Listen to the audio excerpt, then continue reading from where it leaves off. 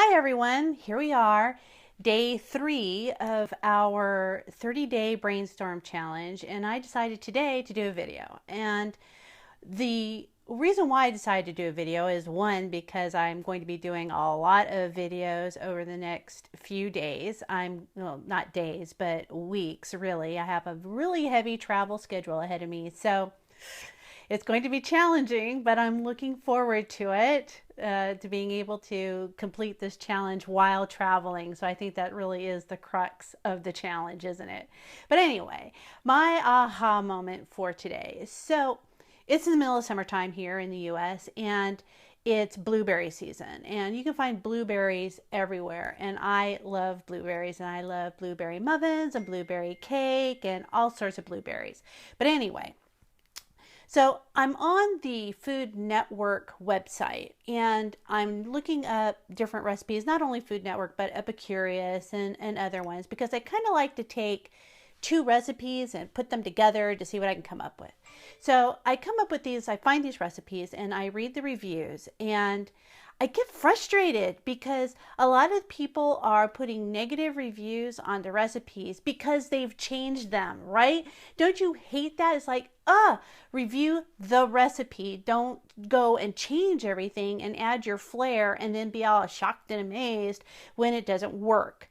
Well, here's the deal behind that, and it was sort of my aha moment for today, is that when it comes to baking, it's important to have a foundation of knowledge.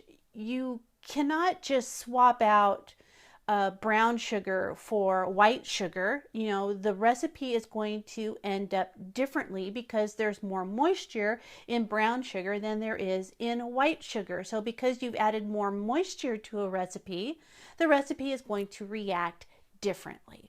So it's important to have that sort of foundation of knowledge before you go all, jazzify the recipes. Now, how does this apply? Well, it applies to us as learning professionals because we try to go out and we try to jazzify learning, and we try to, rebelize it or rock it or what have you. And we're not really putting our foundation in place first. And having that foundation of a targeted learning model is key. And what I mean by having a targeted learning or training model is one, asking why this, why now? What is or how is the organization going to benefit from having this training in their business? Why this, why now? Secondly, is asking the important question of what do people need to do when they leave the training session, when they complete the course, when they complete the e-learning module. What is it that they should be doing when they leave?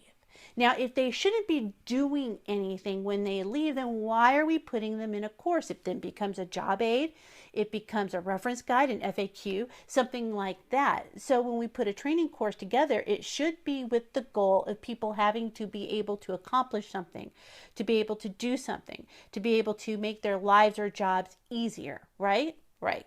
Okay, so the third part of our targeted training model is, well, okay, who then really needs to do it?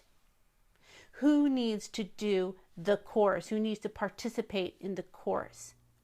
A lot of times we take the sheep dip approach because the organization tells us that we have to for compliance reasons or what have you, where we say, well, we'll just train everyone and we'll be done with it.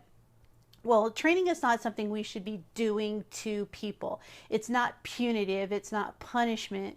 So we should, even though it's compliance, we should be doing a thorough targeted training model type of assessment with our audience.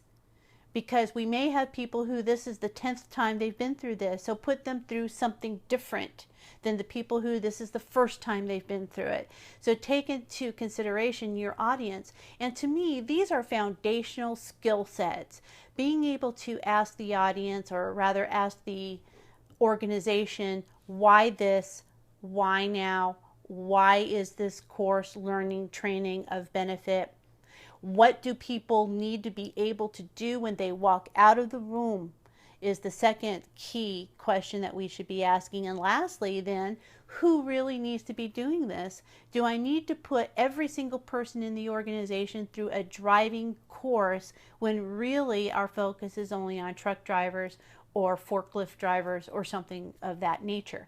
So understanding those foundational things. So this way, you know, our cake doesn't collapse when we put it into the oven because we've added an extra egg because we had an extra one in the fridge, and you know, what the heck.